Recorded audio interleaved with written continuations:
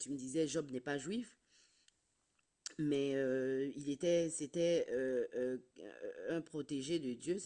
Dieu avait mis sa main sur lui, il avait béni, etc. On connaît tous l'histoire de Job. Mais on voit que quand ses amis arrivent, dans leur conversation, ils mentionnent les éléments comme la Grande Ouse ou bien l'Orient, les Pléiades, etc.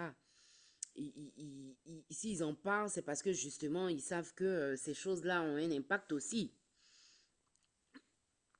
dans le positionnement des uns et des autres. Donc, je ne sais pas à quel point ça doit être rejeté, à quel point ça doit être pris avec l'Esprit de Dieu, avec clairvoyance, ou en tout cas avec sagesse, quoi. Ah, mais bon, quand on voit aussi que ce sont des trucs que les gens ont pu voir beaucoup dans l'ancienne alliance et que dans la nouvelle alliance, les choses sont assez différentes. On parle de, d'une communion avec Dieu sans intermédiaire. Donc, est-ce que finalement, avec l'avènement de Christ, ces choses-là sont importantes ou pas? Une interrogation. Que ce soit, que ce soit inspiré de Dieu ou pas, aujourd'hui, avec le Saint-Esprit, avec Jésus qui vient rétablir une alliance, est-ce que finalement c'est important ou pas?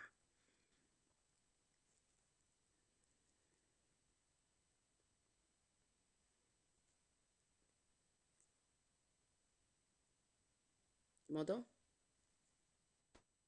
Oui, oui, tu dis, Tu m'as entendu? maintenant je t'ai entendu, c'était trop bas.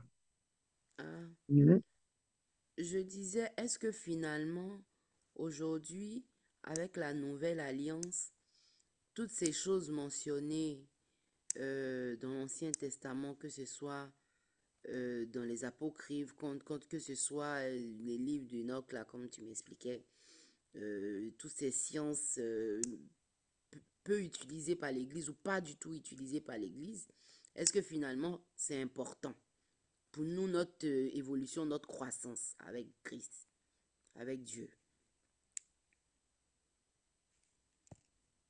Parce que si on répète s'en fait encore quelque pour moi. chose, il faut que ça ait un impact dans notre développement spirituel. En tout cas, j'ai pas bien compris la question, ça semblait un peu craché. Tu peux répondre, s'il te plaît. Ok, je disais, j'espère que tu m'entends mieux. Je disais, est-ce que finalement, ces choses-là sont importantes pour nous aujourd'hui, étant donné que tous ces aspects-là on vient de développer, euh, parlant des apocryphes, par exemple des apocryphes de sous l'ancienne alliance, c'est-à-dire avant l'arrivée de Jésus, puisqu'il y en a aussi après l'arrivée de Jésus des parties des textes qui ont été écrits qui n'ont pas été retenus dans la Bible qu'on lit aujourd'hui, même dans la Septante, hein. Il y a des trucs qui n'ont pas, qui y sont, il y en a qui n'y sont pas.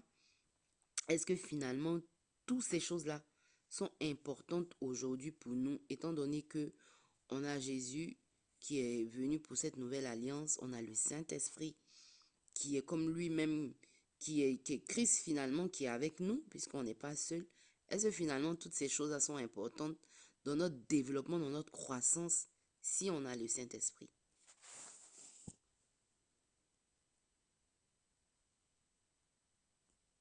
André, tu n'as pas... André, ta connexion n'est pas bonne.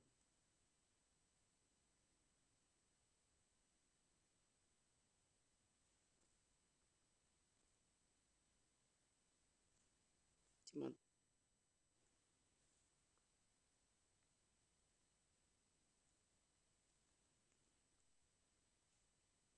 Ah, mon cher. Tu m'entends plus? Je, ah, je coupe la connexion puis je redémarre, hein, et ça ne passe plus. D'accord? Ok, il n'y a pas de souci.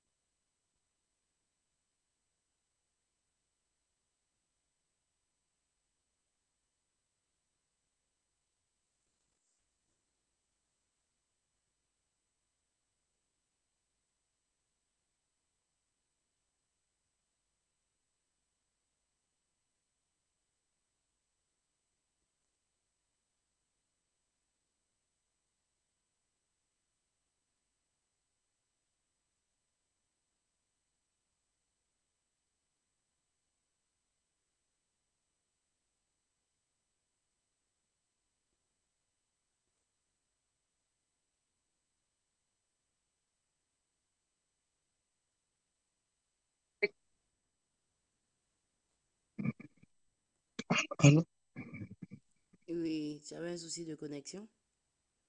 oui, je vais le démarrer. Ah, D'accord, c'est clair.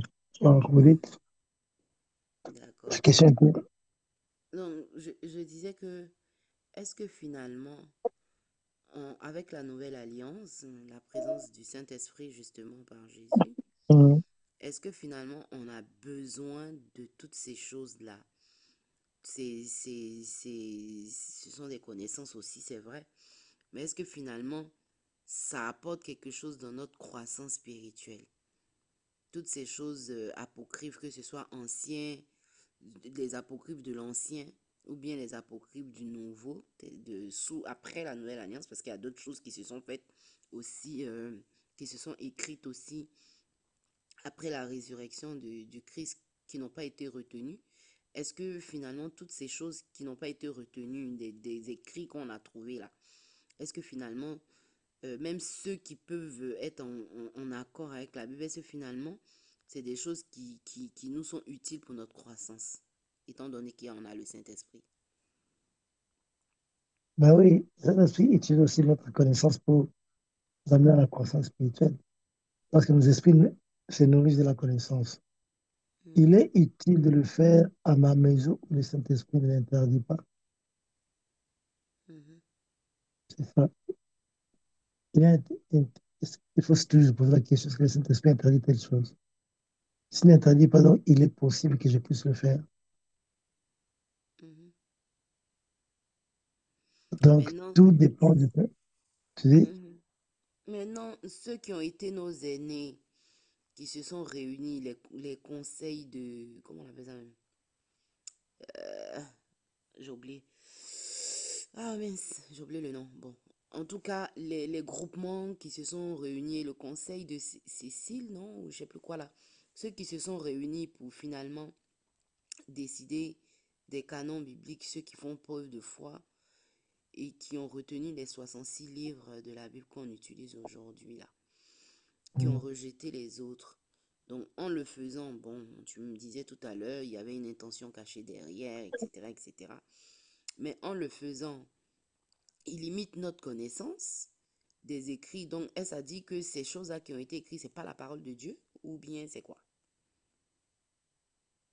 il y a eu des erreurs. Parce que quand on prend l'épître de Thomas, par exemple, Mhm, Thomas est celui qui, après qu'on lui ait rencontré, que Jésus-Christ il est apparu, il était incrédule en défiant tout le monde en disant, moi je ne croyais que si je le touche, si je pape du doigt sa peau, là où la clou avait percé, et je trouve que non, c'est lui, là je vais accepter. Quelques jours après, le Seigneur se présente.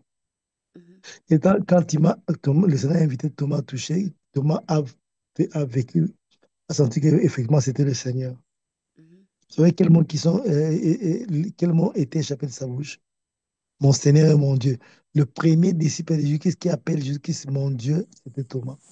mhm, Donc ça veut dire l'incrédulité qu'il avait, les positions qu'il prenait avec hésitation contre la parole de Dieu sont tous tombés. Désormais, il a connu une foi extraordinaire, extraordinaire et sa vie du côté de l'Inde en témoigne. Une foi extraordinaire. Mais on a mis ces livres-là de côté simplement parce qu'on juge que le miracle accompli par euh, les miracles accomplis n'étaient pas conformes à la réglementation, je ne sais pas comment dire. Parce que les mhm. miracles eux-mêmes C'était trop ne sont pas gros, toujours quoi, pour conformes. prendre ça pour... Tu vois? Maintenant, comment ils sont arrivés à détecter que tel miracle était bon, tel autre n'était pas bon. Alors moi, comment dire, ce sont des choses qui ont été faites sur base d'une intention claire et inavouée de faire, comment dire, comment dire, d'empêcher les gens d'accéder à la connaissance. Parce qu'en fait, le problème n'est pas qu'ils ont seulement écarté. On a commencé à diaboliser ces livres comme ça venait du diable. Mhm, On a commencé à diaboliser pour que les gens ne puissent pas s'y intéresser. Donc, ça se voit qu'il y a une volonté manifeste de certains individus qui ne veulent pas que les choses puissent progresser pour les autres. Ouais. mhm, Les gens qui sont comme ça, qui ne veulent pas à tout prix que les choses puissent progresser. Nous ne sommes pas de ceux, nous sommes de ceux qui connaissent sa parole de Dieu et qui agissons. Nous connaissons la parole de Dieu et nous essayons de vivre cette parole. Nous connaissons la parole de Dieu et nous essayons de nous conformer à cette parole. Donc, c'est un peu, comment dire, il y a un exemple que j'allais donner qui m'échappe encore. Mhm. Ah, je- je- Donc, c'était un travail pour empêcher les gens d'accéder à la connaissance. C'est clair, c'est visible. Mhm. Vous déclarez un livre sacré, vous voulez que personne ne touche, sous peine de mort, sous peine de... Il y a des gens qui ont été brûlés au bûcher à cause du fait qu'ils avaient touché à la Bible, au Nouveau Testament, la Bible. Mhm. Mais vous êtes une institution qui veut que les gens puissent connaître Dieu. Comment vous empêchez mêmes gens à lire la Bible alors que la Bible est claire là-dessus? Donc, c'était une intention manifeste de vouloir museler les gens d'un côté, ils ne puissent pas parler et surtout de faire en sorte que les gens n'arrivent pas à connaître la vérité. La Bible reste la parole de Dieu parce qu'elle contient beaucoup de vérités et Dieu dedans. Mais il y a aussi certaines choses qu'on ne peut pas accepter ailleurs. Ouais. Alors maintenant, vous cachez la vérité aux gens. Dans quel but? Dans le but de les diminuer, Dans le but de de les... diminuer leur marge de manœuvre. Ouais. Mhm. Mhm. Alors tous ces gens-là, en fait, comment dire? En fait, déjà la Bible elle-même contient des citations des livres qui ne sont pas repris ici. Mhm. Ah, c'est pas sérieux. C'est pas sérieux. Donc, je pense qu'il y avait une mauvaise intention, surtout que tu sais qu'il y a à Vatican, il y a toute une bibliothèque là qui cache des livres anciens que personne ne Mhm. touche. Mhm. C'est la même méthode qui continue. C'est la même méthode. Et tout ça parce qu'ils ne veulent pas que les gens puissent avoir la connaissance. Parce que la connaissance te libère, la connaissance te pousse à l'action, la connaissance te pousse à réfléchir sur ta vie. La Mhm. connaissance te pousse à te poser des questions deux ou trois fois. Mais ils ne veulent pas que les gens puissent avoir la connaissance parce qu'ils vont poser des questions. Ils veulent pas que les gens puissent avoir la connaissance parce que le livre est sacré, il faut qu'il soit réservé à une catégorie de personnes. Et comme, vois comment l'Église catholique a dominé le monde à l'époque. Mhm. L'Église catholique a imposé les rois, l'Église catholique a massacré les gens, organisé des coups d'État. Mais tout ça se faisait à cause du manque de connaissances que les gens avaient. Ils ont proposé une connaissance selon laquelle, en fait, comment dire, comment dire ça, chercher à connaître la parole de Dieu vous expose dans la malédiction. Beaucoup de gens sont morts comme ça. Bon, Mhm. c'était vraiment une volonté manifeste d'empêcher les gens de connaître la vérité parce qu'ils savent que ces vérités vont tourner contre eux. D'où maintenant on est dans cette situation-là. Mais Dieu est fidèle, Dieu est grand. Petit à petit, avec les réseaux sociaux, avec tout ce qui se passe, on parvient aujourd'hui à avoir des informations qu'on n'avait pas avant. Nous, par exemple, on prêchait sans lexique biblique, on prêchait sans dictionnaire biblique. Mais aujourd'hui, avec l'Internet, on nous a placé l'un des meilleurs dictionnaires bibliques de l'histoire que nous consultons gratuitement. Ouais. Et Mhm. ça a apporté quelque chose. Ça a apporté quelque chose. Ça m'a apporté quelque chose. Donc, museler les gens, cacher la vérité aux gens, ça sert absolument à rien. Ça va les retarder pendant un moment, mais ils finissent tout. La vérité finit toujours par triompher. Et Mhm. quand la vérité triomphera, espérons que ces gens n'aient pas la mentalité. Les gens qui vont se battre pour quoi? Pour jouer de leur droit. Et ce fut le cas avec l'Église catholique. Quand les gens commencent à comprendre, ça commence à se vider de ses membres. Mhm. Donc voilà, on nous a caché beaucoup de choses, ma sœur. Beaucoup, alors beaucoup de choses. Et puis, leur prétexte semble tenir. Pourquoi? Parce qu'il y a trop de livres qui ont été écrits. Et certains ne sont pas écrits par les disciples eux-mêmes. Mhm. Et certains aussi ont porté des titres différents. Alors, ils ont raison de faire de sorte que l'accès comment dire, ah, il y a un mot qui m'échappe là. Donc, Mhm. en bref, c'était quelque chose voulu par ceux qui ont voulu contrôler la spiritualité. Il faut ne pas leur donner toute la... Tu sais, par exemple, la polémique tout autour de Jésus-Christ qui serait un noir. Oui, La oui, polémique j'ai autour de entendu Moïse. Mais parler moi, de j'ai déjà... cette histoire-là. Moi, à l'Institut, j'ai dit clair, Moïse était noir. Et j'ai été surpris quand j'ai vu la polémique monter en puissance et les explications qu'il a données sont les explications que moi j'ai données. Un enfant égyptien, un enfant hébreu blanc qui se retrouve dans un panier dans la maison, la maison du roi d'Égypte. comme un Égyptien blanc. Ça n'existe nulle part. Ça n'existe nulle part. Ça n'existe absolument nulle part. Un enfant quoi, blanc qui se retrouve dans Et la non, maison des parce qu'à Égyptiens. l'époque de Moïse, qu'on se le dise, il y a eu mélange plus tard. Même les travaux de Cheikh Anta Diop confirment cela. Il fut un moment où l'Égypte antique n'était contrôlée que par les Noirs. Mhm. Mais plus tard, il y a eu des mélanges de populations. D'ailleurs, le mélange se faisait toujours. Il y a Oui, des hein, parce mélanges de que populations pour que les Noirs. on a les Éthiopiens qui sont assez foncés de peau. Et Ça voilà. part du noir, noir comme toi et moi, jusqu'à la peau un peu claire. Et bon, Noir, mais pas... comment Moïse peut entrer dans la maison des Noirs? Y vivre pendant longtemps et sans prendre conscience qu'il n'était pas membre de, comment dire, et qu'il n'était pas Étranger, membre quoi. de cette famille Mhm. jusqu'à ce qu'on veuille lui dire que non, il n'est pas membre de sa famille et qu'il commence à prendre position. Donc, parce que la couleur de la peau déjà aurait, lui aurait signifié qu'il n'est pas membre de cette famille-là, tu vois. Et quand on commet l'erreur de mentir, on liste toujours des traces. Parce après, qu'est-ce qu'on a constaté? L'enfant a grandi, il a reconnu qu'il était hébreu, il a commencé à combattre les Égyptiens. Et les jours où il fuit pour aller chez son beau-frère Jétro, les filles de Jétro ont pensé que c'était un Égyptien parce qu'il avait les habits égyptiens et puis il avait l'accoutrement égyptien. Mhm.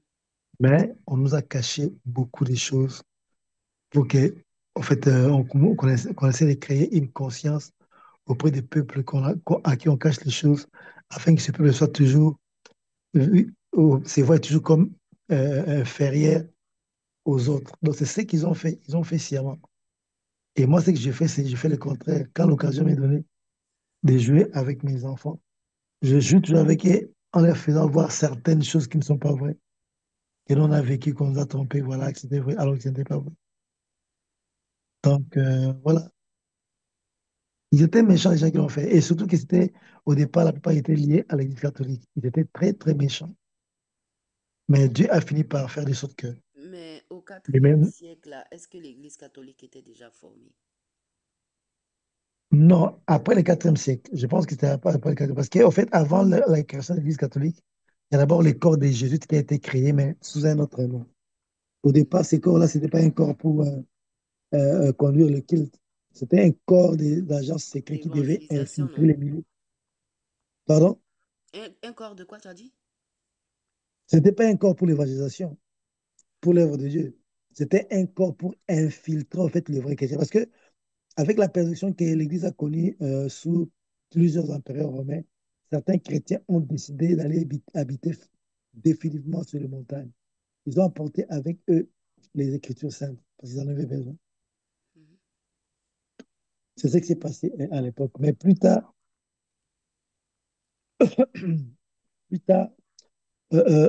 l'Empire romain, voyant que il n'arrive pas à arriver à bout des chrétiens parce qu'ils faisaient comme des incursions, hein. Ils habitent dans des forêts, ils habitent dans les montagnes, mais lors des marchés hebdomadaires, ils venaient Sortaient pour venir écouler faire leurs leurs leurs achats. produits en profitant de l'occasion quand il n'y avait personne d'évangéliser. Donc, il n'y avait pas moyen qu'ils puissent arrêter la chrétienté. D'où la meilleure stratégie, c'est quoi? C'est monter une église. Et quand on va dire que tout le monde que l'empereur s'est converti, alors ceux qui avaient peur de l'empereur n'auront pas peur de. En fait, donc, comment dire? Ah, qu'est-ce qu'il y a? Donc, bref, comment dire? Il y a un mot qui me m'échappe. Bref, la mort, en fait, la désolation causée par les empereurs romains ont fait que certains chrétiens ne reviennent plus jamais dans les grandes villes. Ils ont demeuré dans des montagnes, sur des montagnes, dans des brousses, dans des lieux où ils ne pouvaient pas être atteints. Ce n'est qu'à la création de l'Église catholique, avec comme objectif de faire voir aux gens que l'empereur lui-même est devenu chrétien, qu'une grande partie des chrétiens qui étaient là, cachés ont décidé a décidé plutôt de revenir habiter dans des grandes villes. Et puis, plus tard, l'apparition a continué. Parce qu'on a eu plus tard les inquisitions, les catholiques, Mhm, dans lesquelles on a massacré beaucoup de gens. Mais Dieu toujours s'est réservé certaines personnes qui n'ont pas voulu descendre avec les autres, qui sont restés sur la montagne et ils transmettaient le message à leurs enfants qui devaient transmettre aux autres enfants. Et leur culture était essentiellement basée sur, comment dire, comment dire, en fait, Mais la ils période étaient dans la colonie, d'inquisition, là, la période ils gardaient la... d'inquisition, là, est-ce que c'était les chrétiens, justement, qui étaient châtiés, indexés, etc. Non, Ou bien il y a eu au départ, deux inquisitions. non, c'était les chrétiens qui étaient indexés. Mais on les traitait d'hérétiques, de satanistes et de sorciers. La plupart des gens qui sont morts à cette époque-là n'étaient pas forcément des sorciers. Il y a eu des scientifiques qui étaient morts. Les Mhm, gens, par exemple, qui avaient voyagé vers la Chine, qui ont acquis des procédés, des techniques pour, par exemple, raffiner l'or, par exemple. mhm, Et quand ils venaient avec ces techniques-là, ils commençaient à raffiner l'or, ils rassemblent des petits peu d'or là, ils les mettent au feu, puis l'or pur sort. L'Église catholique avait tendance d'aller les accuser auprès du roi pour dire, non, voilà, c'est de la magie. Vous vous mhm. souvenez de l'histoire de Martin, et quoi, de quoi, un peu comment, de Christophe Colomb. Oui. Christophe Colomb n'eût été la protection du roi, de la reine d'Espagne. Il serait arrêté. Pourquoi? Parce que l'Église catholique l'a diabolisé pour dire que non, c'était un sorcier. Comment il pouvait savoir que, en fait, pouvait parler de la route qu'il avait route Ah, la maritime route qui s'est des mers composée de pour partir voilà. dans les Indes. Galilée, par exemple.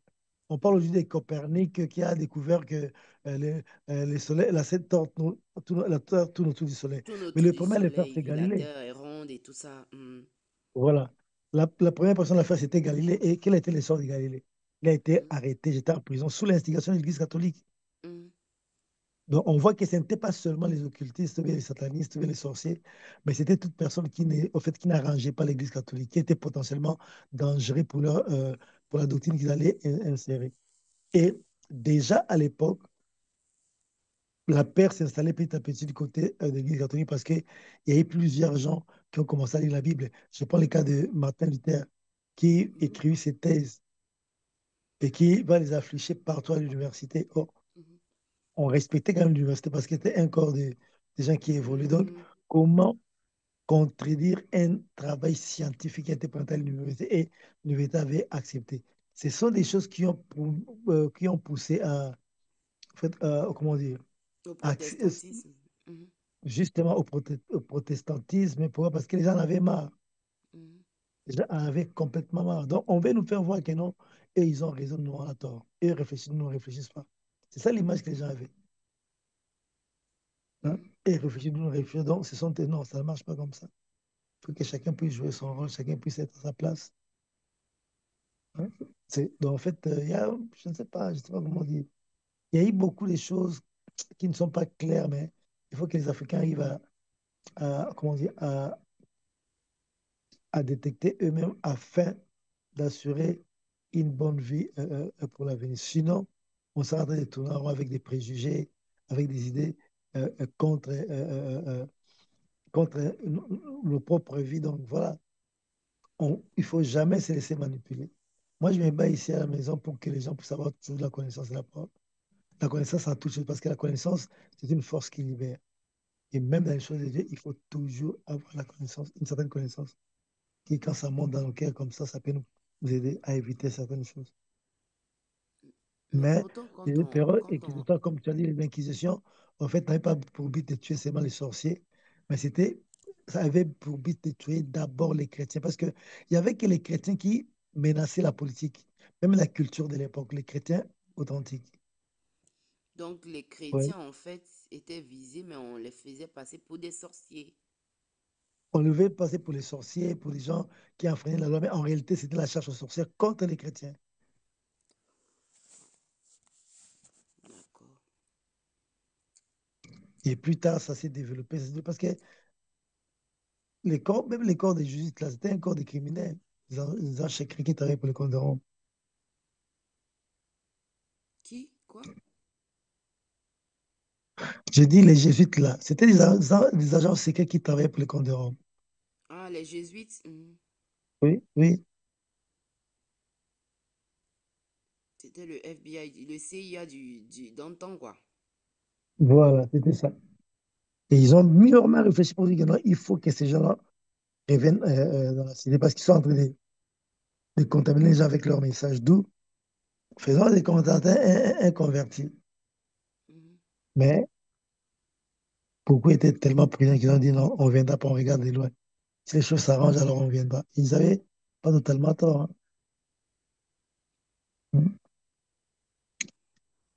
Mais il y a un truc aussi qui m'intrigue, c'est que, par exemple, quand on est toujours sur ces tests qui ont été écartés, on se rend Mm. compte que, par exemple, le canon hébraïque, donc la Bible hébraïque, ou, que nous on utilise aujourd'hui, compte 66 livres, et ceux des Mm. catholiques, là, compte 73 livres pour 76 livres, je crois, pour la Septante. Mm. Mais, donc, eux, ils ont rajouté celui que les catholiques utilisent, là, des livres supplémentaires, En fait, en 13. fait, on peut pas parler de rajout. Pourquoi? Parce que, quels soient les protestants, qu'ils soient les catholiques, tous ceux qui ont fait les canons de la Bible, ils étaient en face de beaucoup de livres qui dépassent le nombre de livres qu'ils ont tous retenus. Oui. C'est pour ça qu'il y avait 100 livres. Qu'est-ce Mhm, qu'il y a à rejeter? Il n'y a rien à rejeter. Parce qu'on a retiré que 66 livres, mais puisqu'il y en avait 100 livres, mhm. tu vois, il y en avait Comment ça, 100 il y en livres, avait non? 100? Parce que je sais que la Septante, par exemple, je crois qu'on parle de 76 livres, non? Ou 73, je sais plus. Oui, Et même la version l'hébraïque, éthiopienne, 66. 83. Hmm. Donc, en fait, ils n'ont rejeté rien. Ils étaient juste à faire un choix. C'est ce que les gens n'arrivent pas à comprendre. Et ils ont fait le choix d'avoir plus de livres que les versions protestantes. Parce qu'au départ, ces livres étaient là. On devait faire un choix. Ils ont choisi cela. Tu te rends compte, par exemple, de Martin Luther. Martin Luther n'appréciait pas l'épître aux Hébreux. Ce qui a été dit. Pourquoi? Parce que selon lui, les Hébreux ne prêchent pas l'évangile par la foi par la grâce. Mais quand vous examinez en profondeur ce qu'a dit, euh, euh, euh, ce qui est dit, c'est pas toujours la même chose. Alors, les Éthiopiens avaient 73 livres. Celui qui a 60 livres et celui qui a 73 livres, Les ou celui qui? qui a 100 livres, Qui qui avait a raison? 73 livres? Ou quoi, la version éthiopienne? Éthiopienne. Oui. Les orthodoxes, là. Je ne pense pas. C'était une, Si, comment dire? parce que les Égyptiens, les orthodoxes égyptiens, eux, ils ont, par exemple, ils ont gardé le livre d'Enoch dans leur livre. Ben justement, ils ont gardé le livre de leur livre et beaucoup d'autres livres à l'intérieur. Et puis Parce d'autres. qu'à l'époque où ils faisaient les canons de la Bible, tout le monde disait tout. Tout le monde lisait tout. C'est le besoin qui est venu plus tard pour dire, non, voilà, il se peut qu'il y ait des livres qui ne sont pas inspirés, donc ils les écarter. Et naïvement, les gens ont accepté, ils ont écarté certains livres, alors que les initiateurs de ces canons visaient autre chose. Mhm, Vous voyez? Donc c'est un peu ça. Et puis moi, je suis parmi les gens qui en ont parlé depuis longtemps. Et comment expliquer que les gens avec qui j'ai parlé, il était en première primaire, on lui fait sauter 2 classes pour arriver en troisième primaire, a envie d'aller s'installer ailleurs parce qu'il y a une possibilité qu'il aille s'installer ailleurs. mhm, Et avant de prier, tu vois comment les sollicitations des gens pour aller prier. Mais après avoir prié, il y a plus de... Comment dire? Voilà. Et qu'est-ce qui se passe avec cette question? Vous me captez, hein? oui, je te capte, je t'entends. Il y a quelque chose qui me complique ici. Un instant, un instant. Ah, tu vas pas aller dormir. Et demande pardon à madame oh, qui t'a gardé ici, là.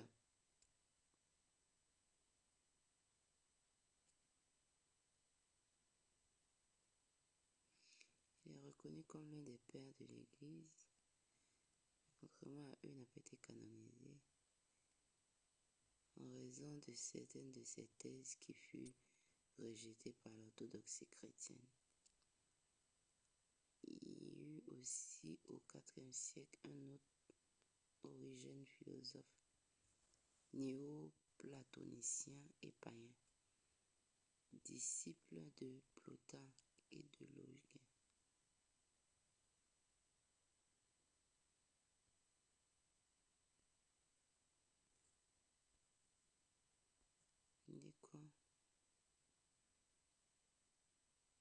Alors, Oui, oui, je suis là.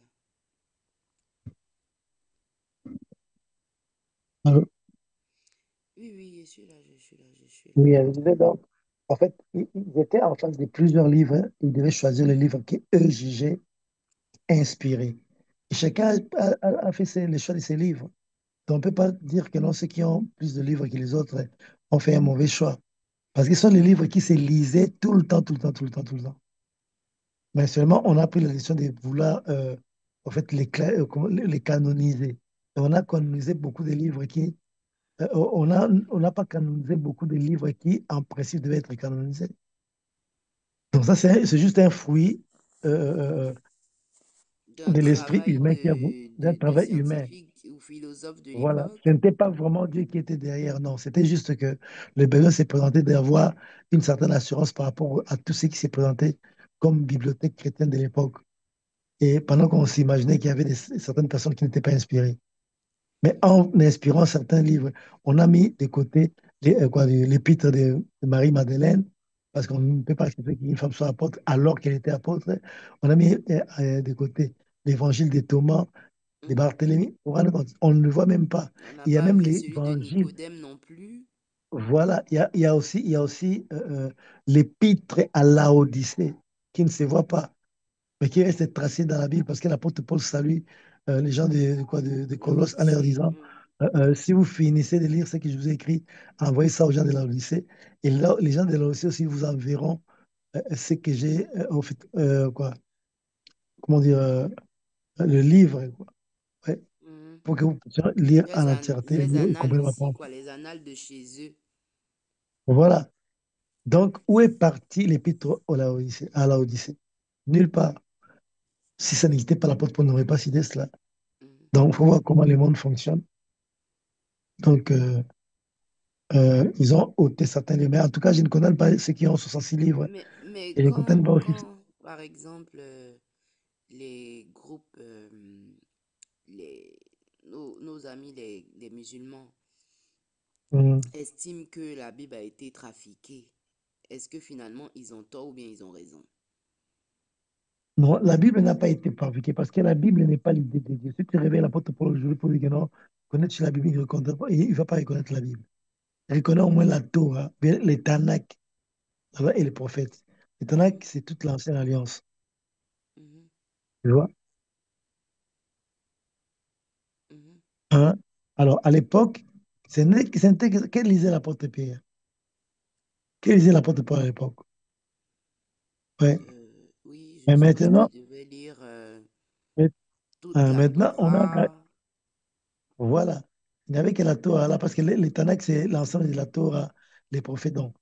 Torah, prophète, qui s'appelle Nevi'im, et puis les Ketuvim qui sont les écrits. Mhm, Donc, il y avait la Torah d'un côté, et plus tard, il y a eu la nouvelle alliance avec Jésus-Christ. Tu vois? Alors, la Torah faisait partie des lectures des gens de cette époque-là. Ils ne connaissaient pas la Bible. On ne peut pas accuser, bien sûr, de condamner ceux qui ont moins de livres, comme j'ai dit. Ce sont les livres qui étaient toujours là. Mais à chacun, c'est à chaque courant de désigner les livres qui trouvent qui inspiré. Si vous arrivez à désigner que trois livres, tant pis. Vous mais avez 10 livres, tant pis. Mais au moins, oui, ce sont les mais hommes qui se sont. quand on dit Hum, par exemple que la Bible est la parole de Dieu, hum, ce qui est vrai, moi je crois que la Bible est la parole de hum, Dieu. Comment on dit, à l'époque, il était dit que ce livre de la loi, on précisait quand même, ce livre de la loi ne hum, s'éloigne pas de ta bouche, la bouche. médite-la jour et nuit.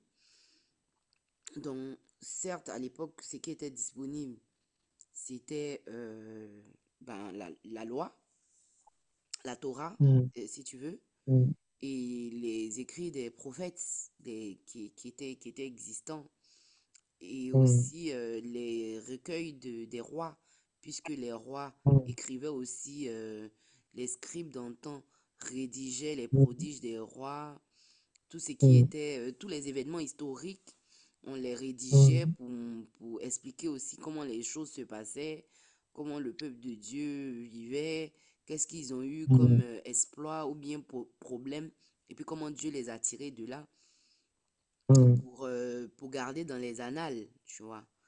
Et mm, ça inspirait les gens à lire ces choses-là et puis continuer à vivre. Maintenant, mm, par la suite, Jésus arrive et des gens continuent d'écrire comme ils ont toujours fait le vécu, la vie de Jésus, ce qui s'est passé jusqu'à sa mort, et puis eux-mêmes, ceux qui sont restés, comment ils ont continué à vivre, etc., etc. Aujourd'hui encore, aujourd'hui, à l'heure où toi et moi on parle, les gens continuent d'écrire. mm, Les gens continuent d'écrire en citant ces gens-là qui ont existé avant et compagnie. mm, Donc finalement, cette parole de Dieu écrite là, elle commence quand? Et puis elle s'arrête quand? Si elle doit s'arrêter pour en faire un recueil, et puis on dit ça là, c'est la parole de Dieu. Elle commence mm, quand et puis elle s'arrête quand? Si on doit prendre, on doit choisir des textes anciens existants ou bien des textes tout courts existants pour dire que ça c'est la parole de Dieu, alors c'est sur quelle base on choisit que ça c'est la parole de Dieu? Sur quelle base on choisit que ça c'est pas la parole de Dieu, selon toi?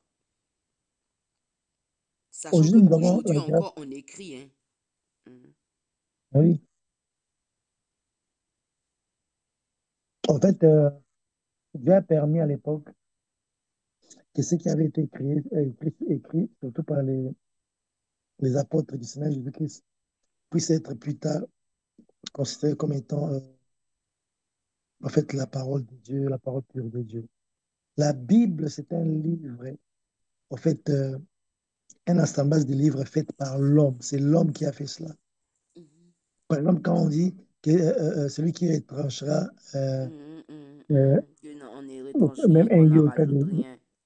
voilà, qu'on n'ajoute rien, qu'on ne retranche rien. Les gens pensent qu'on en a parlé pour toute la Bible, c'est faux. Cette parole-là concerne certaines prophéties, dont la prophétie le message d'Apocalypse. Ouais. Parce que Mhm, quand on écrivait cet Apocalypse-là, il n'y avait pas encore la Bible telle qu'elle est aujourd'hui, telle qu'elle est aujourd'hui. Et quand on considère Apocalypse, elle a failli comment, ne pas faire partie de la Bible, tout comme, comment dire, tout comme l'Épître aux Hébreux. Ça a failli ne pas faire partie de la Bible.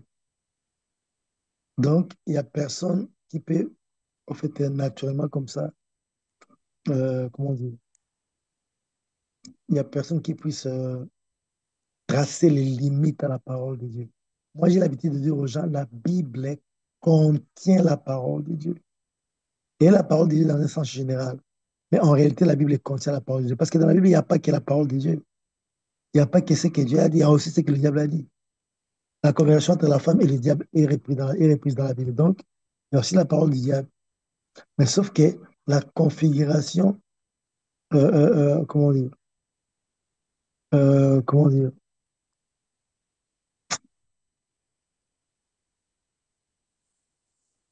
la parole de Dieu, elle contient la parole de Dieu.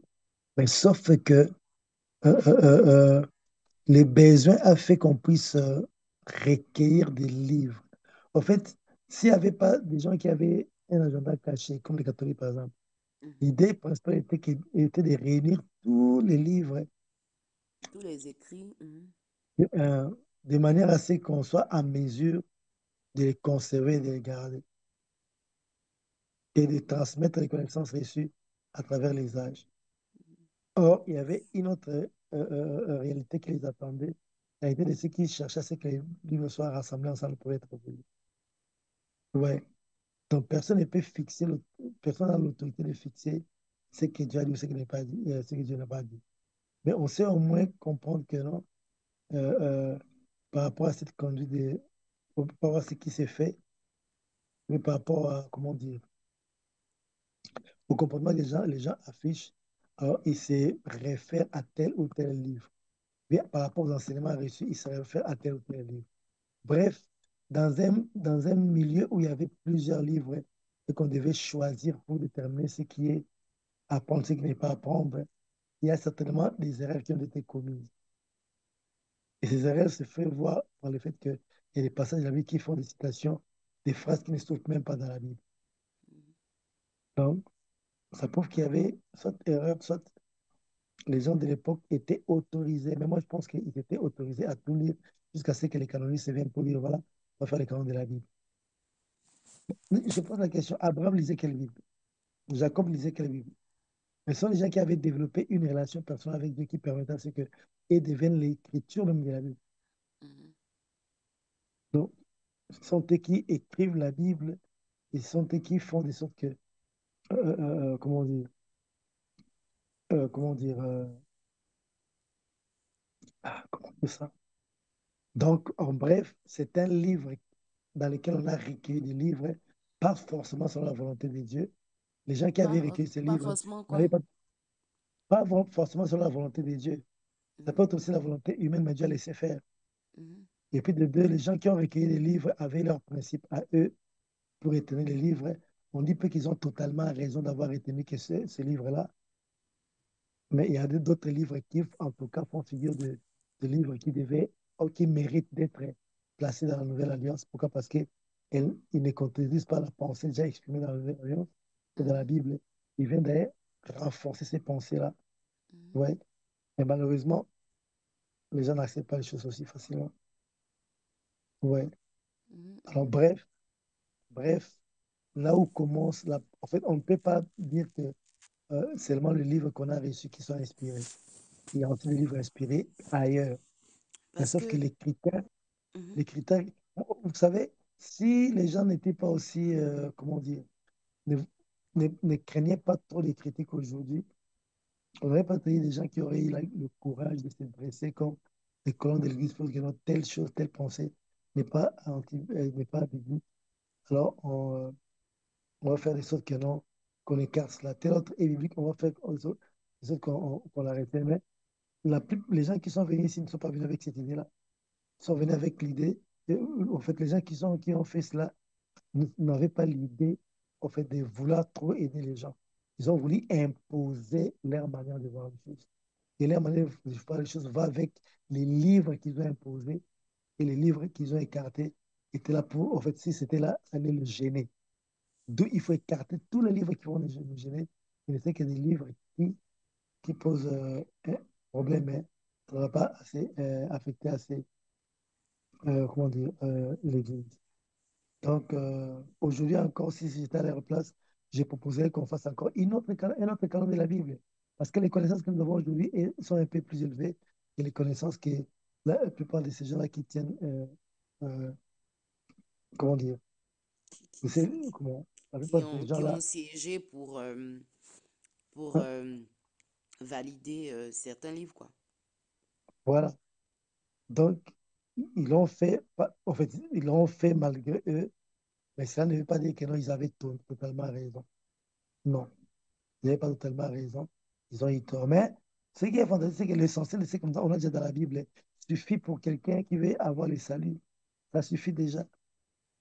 Mhm. Parce que ça dépend d'une personne à l'autre, en tout cas, mais ça suffit déjà. Mhm. Oui, c'est vrai que ce qui est là, c'est ce que je te disais avant d'aller plus loin, que si finalement, étant donné qu'on a le Saint-Esprit, est-ce que Mm, finalement c'est nécessaire?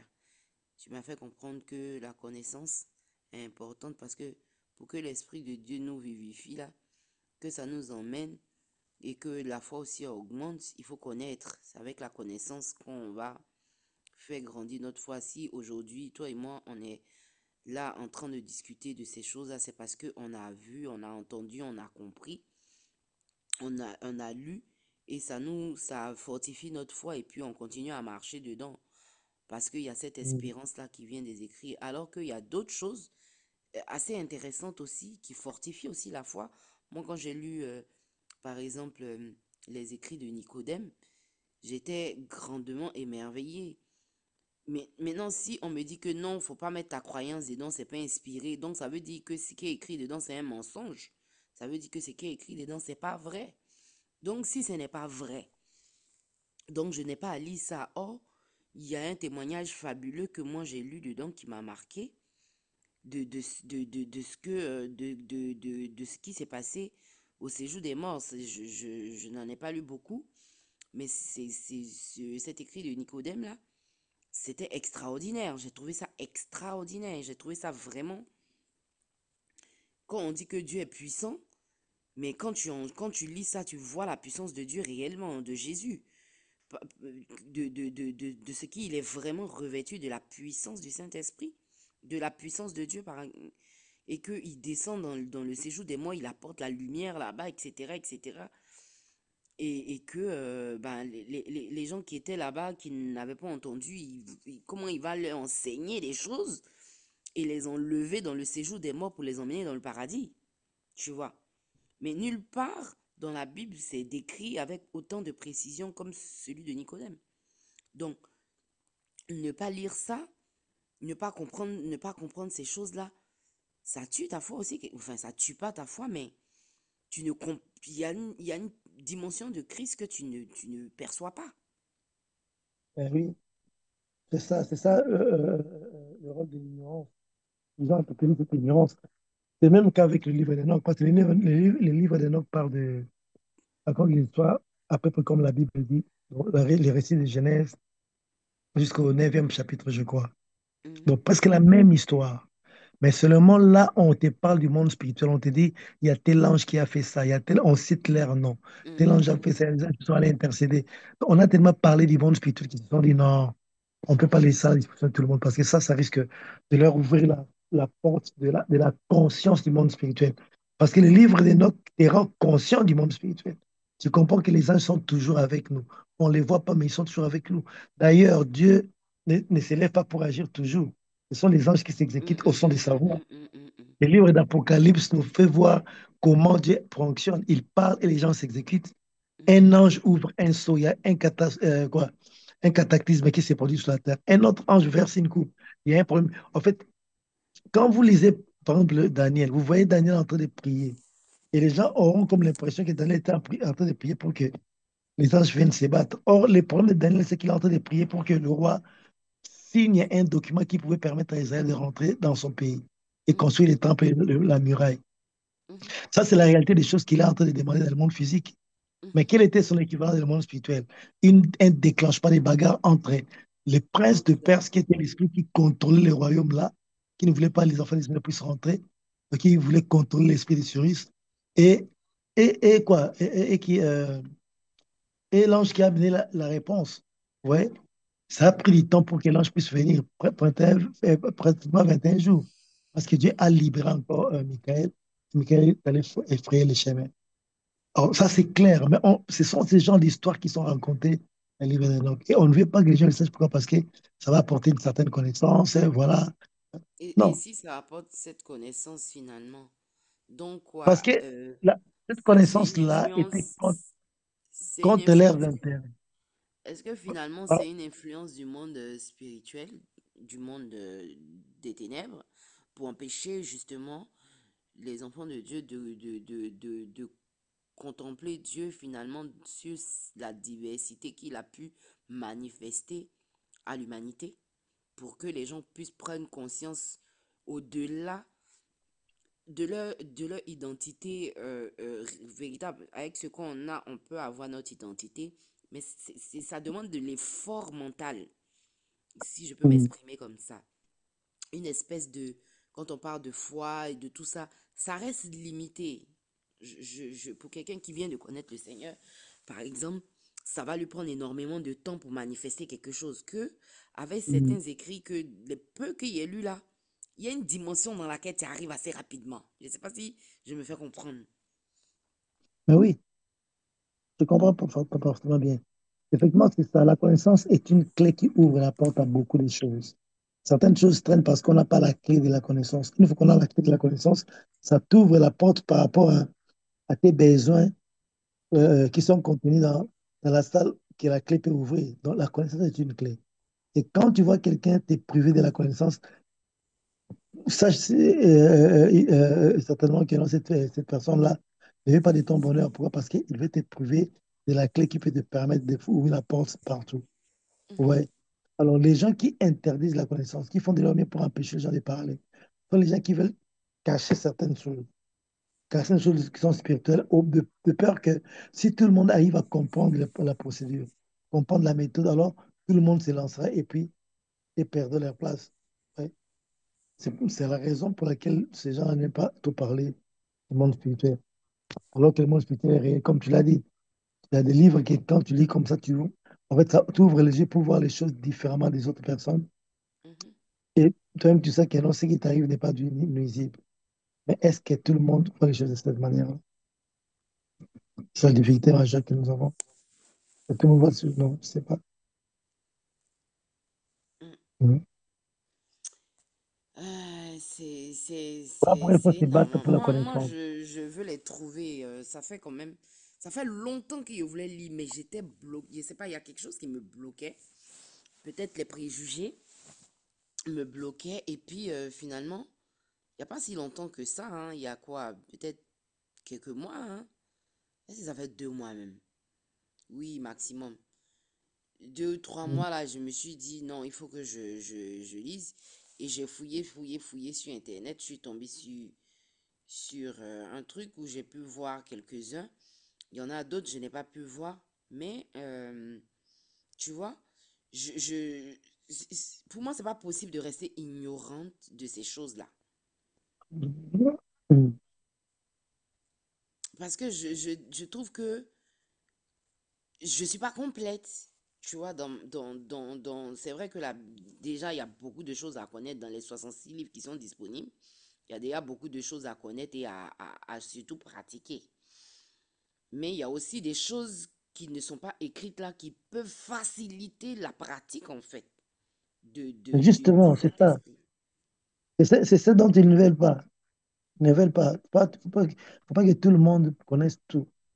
Il faut qu'il y ait seulement une catégorie de personnes. C'est ça les dangers. C'est ça les dangers. Et nous, nous, on partage la parole par rapport à ce qu'on connaît. Et puis, quand on a d'autres théories qui sont dans la pensée de Dieu, qui ne sont pas exprimées dans la Bible, tu sais, la peur de toucher à ces livres que les gens ont aujourd'hui, c'est pratiquement la peur qu'ils avaient de toucher à la Bible canonique, donc au livre canonique, parce que l'Église catholique a dit que non, ce sont des livres sacrés, personne ne saura les interpréter à part le prêtre. Mhm, Alors, les gens ont commencé à éprouver, en fait, ont été complètement, leur esprit a été complètement emprisonné dans cette idée-là, que non, mhm, je ne peux mhm, pas lire, il faut attendre un prêtre. Et des fois, on mhm, entendait le prêtre, le prêtre ne savait pas. En attendant, il y avait des femmes qui avaient appris aussi à écrire, à lire. mhm, Ouais. Maintenant, quand on vient les soirs où vous êtes à la maison, la femme commence à raconter l'histoire par rapport aux choses qu'il a lues. L'homme sera quand même gêné. Il voudrait aussi faire la même chose. mhm. Mais l'occasion ne lui est pas donnée. Le partenaire ne lui est pas donné. Alors, comme tu n'as pas, comment dire, comme l'occasion ne t'est pas donnée, qu'est-ce que tu dois faire maintenant? Tu vois? Alors, il faut vraiment se battre pour avoir la connaissance parce que la connaissance te permet. Au fait, comme tu as dit, il y a certains automatismes qui ne peuvent être déclenchés qu'à partir d'une connaissance. Mhm, Et ces connaissances-là se trouvent aussi cachées dans ces livres-là, surtout qu'elles sont des livres qui ont tendance à trop révéler le monde spirituel. mhm, Mais ce qu'on a aujourd'hui sont plus des livres qui parlent, en fait, qui ne réveillent pas trop. Des fois, on a des sensations, mais pas trop comme les autres livres-là.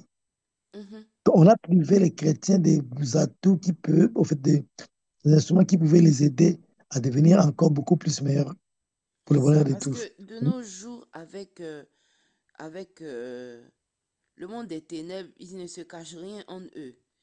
Ils ont leur bouquin des sorts et des machins et de connaissances. Il y en a même qui vont utiliser la Bible ou même les apocryphes là de façon inversée pour accéder à un certain degré de spiritualité dans le monde des ténèbres.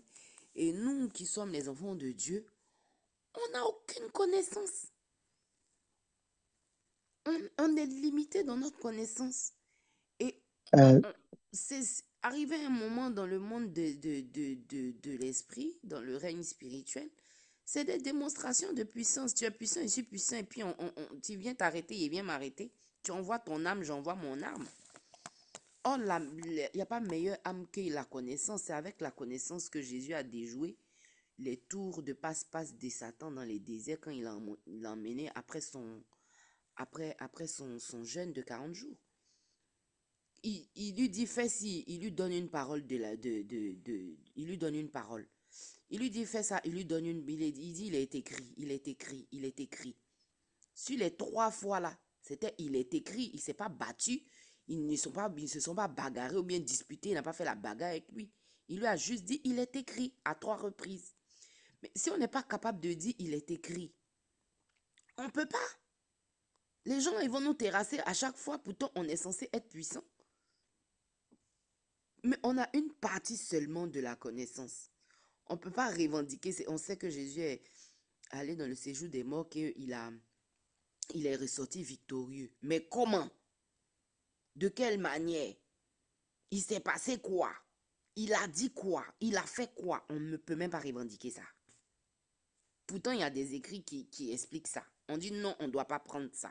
Donc, notre âme, qui est la parole, reste limitée à notre imagination, à moins que Dieu lui-même vienne nous révéler quelque chose pour qu'on puisse venir faire.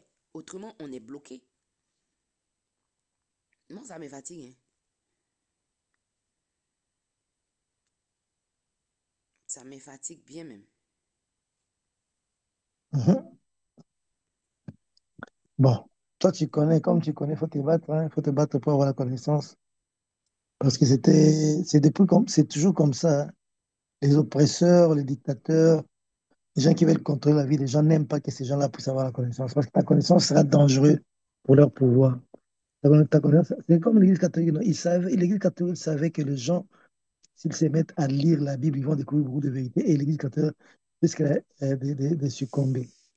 Voilà pourquoi ils ont tenu avec acharnement que tous les catholiques ne puissent jamais se rapprocher de la Bible. Pourtant, c'est la parole de Dieu. Hein? Mhm. La Bible demande d'être toujours tout près de lui. Mais malheureusement,